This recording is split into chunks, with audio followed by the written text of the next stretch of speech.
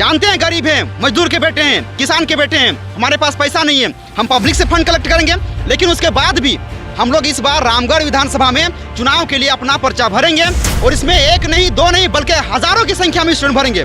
और ये मैं पूरा स्टूडेंट से, पूरा स्टूडेंट वर्ग से आग्रह कर रहा हूँ। मतलब अभ्यर्थी नॉमिनेशन भरेंगे? बिल्कुल नॉमिनेशन, पर्चा भरेंगे, नॉमिनेशन करेंगे।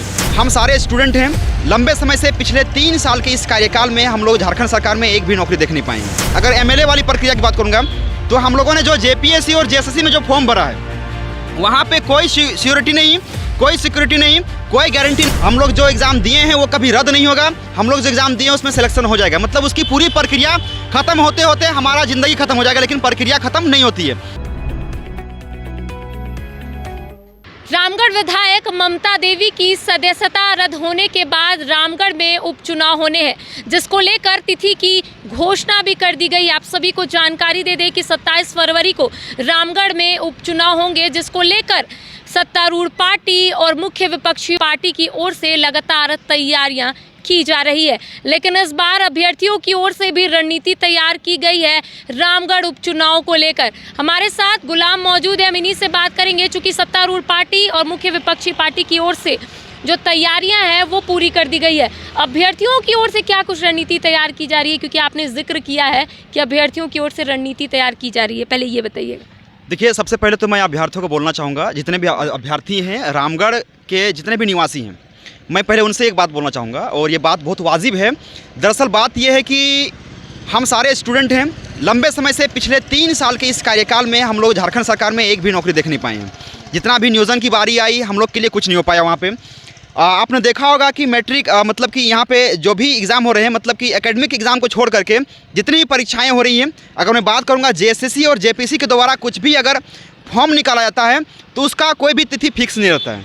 अगर मैं बात करूँगा एग्ज़ाम का तो कोई डेट फिक्स नहीं रहता है, अगर बात करूँगा उसका रिजल्ट का कोई डेट फिक्स नहीं रहता है। और एग्ज़ाम भी हो गया, फॉर्म भी भर लिए, रिजल्ट भी आ गया, तो ये भी कहना गारंटी नहीं है कि वो रद्द नहीं होगा, और वो रद्द भी हो जाता है। तो ऐसे में अभ्यर्थियों का जो भविष्य है वो कहीं ना कहीं दांव पे लगा हुआ है। और मैं दूसरी ओर बात करूंगा यहाँ पे, अगर मैं चुनाव की बात करूंगा, अगर एमएलए वाली प्रक्रिया की बात करूंगा तो हम लोगों ने जो जेपीएससी और जेएसएससी में जो फॉर्म भरा है वहाँ पे कोई श्योरिटी नहीं, कोई सिक्योरिटी नहीं, कोई गारंटी नहीं कि हम इस एग्ज़ाम जो दे रहे हैं वो टाइम पे होगा। वो एग्ज़ाम का मतलब कि हम लोग जो फॉर्म भरेंगे वो टाइम तक से ख़त्म हो जाएगा, हम लोग जो एग्ज़ाम दिए हैं वो कभी रद्द नहीं होगा, हम लोग जो एग्ज़ाम दिए हैं उसमें सिलेक्शन हो जाएगा। मतलब उसकी पूरी प्रक्रिया ख़त्म होते होते हमारा ज़िंदगी ख़त्म हो जाएगा, लेकिन प्रक्रिया ख़त्म नहीं होती है। लेकिन वहीं मैं बात करूँगा किसी चुनाव का, ऐसे एग्जाम्पल आपके झारखंड में कई हैं कि चुनाव होने से पहले उसकी तिथि को घोषणा किया जाता है और वो फिक्स रहता है। चुनाव होने से पहले जो चुनाव का जो कितना दिन तक कैंपेनिंग किया जाएगा उसका तिथि फिक्स रहता है कि फलना से फलना डेट तक कैंपेनिंग होगा, उसका पोलिंग कब होगा, मतलब चुनाव कब होगा उसका तिथि फिक्स रहता है, उसका रिजल्ट कब आएगा उसका तिथि फिक्स रहता है। और इसमें पूरा श्योर है, पूरा गारंटी है कि ये कभी रद्द नहीं होगा। तो ऐसे में झारखंड के युवाओं ने ये ठान लिया है कि अब हम लोग जो फॉर्म जेपीएससी में भरते हैं, जो फॉर्म हम लोग यहाँ पे जेएसएससी में भरते हैं, चाहे जेपीएससी में डीएसपी बनने के लिए, चाहे वीडियो बनने के लिए फॉर्म भर रहे हैं, चाहे हम लोग जेएसएससी में सीजीएल को मतलब कि सचिवालय सहायक बनने के लिए फॉर्म भर रहे हैं, या फिर कहीं कर्मचारी बनने के लिए फॉर्म भर रहे हैं, कहीं कोई गारंटी नहीं कि हम लोग यहाँ पे अपने आप को एक रोज़गार के रूप में देख सकते हैं। लेकिन वहीं जब बात करेंगे किसी भी एमएलए वाला फॉर्म का, हम एमएलए को एक फॉर्म के रूप में देखेंगे कि वो हमारे एग्ज़ाम के लिए, हमारे भविष्य के लिए वो एक फॉर्म है, एक बहाली है।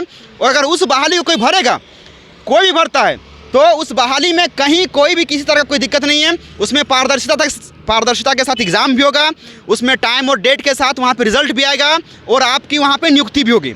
और उसमें सबसे बड़ी बात, तो अगर हम जेपीएससी या फिर जेएसएससी में फॉर्म भरते हैं, अगर एक सीट है तो मैं पूरा दावे के साथ बोलूँगा कि एक सीट में फाइट करने के लिए कम से कम 10,000 स्टूडेंट फाइट करते हैं। और वहीं अगर मैं बात करूँगा यहाँ पे ये चुनाव में, तो एमएलए का हो चाहे मतलब कि लोकसभा का हो, तो हर चुनाव में मुश्किल से हमको लगता है एक सीट में फाइट करने के लिए 5 से 7 कैंडिडेट ही खड़े होते हैं और वहाँ पे चुनाव वो लोग जीत जाते हैं। और जीतने के बाद हमारे और आपके हित के बारे में बात करते हैं, लेकिन कोई हित वहाँ पे वो लोग उस चीज़ को दिखा नहीं पाते हैं।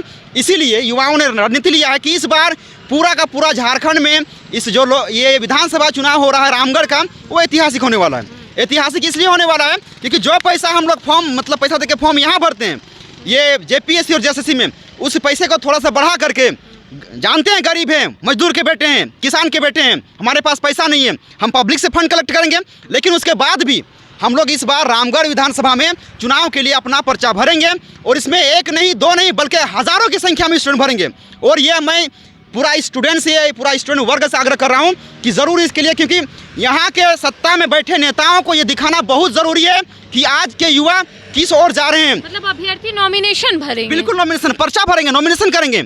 और ये मैं बता रहा हूँ कि आने वाले, मैं इसलिए बोल रहा हूँ क्योंकि आने वाले समय में ये सिर्फ झारखंड का नहीं, भारत का नहीं, बल्कि पूरा नेशनल मीडिया में छाएगा। क्योंकि आप खुद देखिए कि जब अभी चुनाव होता है तो चुनाव के लिए जो वहाँ पे वोटिंग मशीन रहती है उसमें मैंने भी दिया है वोट, तो 4 गो या फिर 5 गो या तो फिर मैक्सिमम 10 गो कैंडिडेट का नाम रहता है। तो एक ही पोलिंग मशीन में सबका नाम आता है। अगर यहाँ पे 1000 युवा फॉर्म भर दिए इस चुनाव में, तो जाहिर सी बात है कि आखिर चुनाव आयोग उतना मशीन कहाँ से लाएंगे।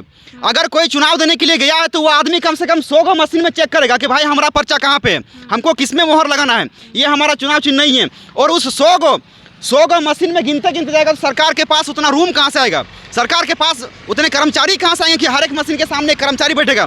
ये ऐतिहासिक होने वाला है।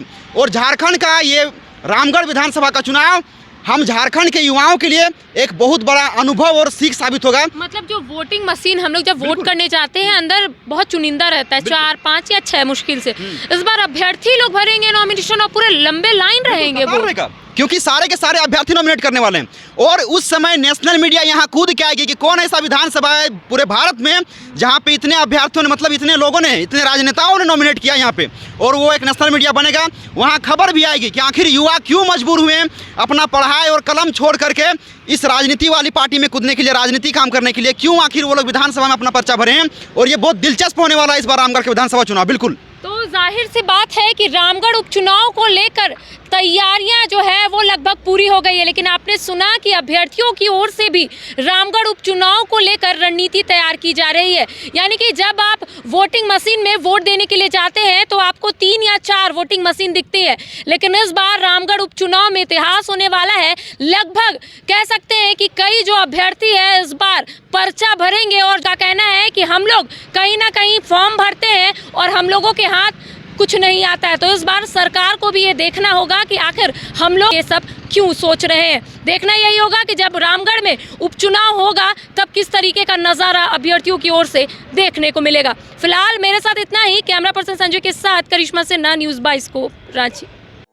4 धामों में से एक रामेश्वर धाम सहित तिरुपति बालाजी, कन्याकुमारी, मदुरई मां मीनाक्षी देवी और श्री मल्लिकार्जुन ज्योतिर्लिंग का झारखंड में सबसे कम दर पर सब परिवार दर्शन लाभ का अनुपम अवसर।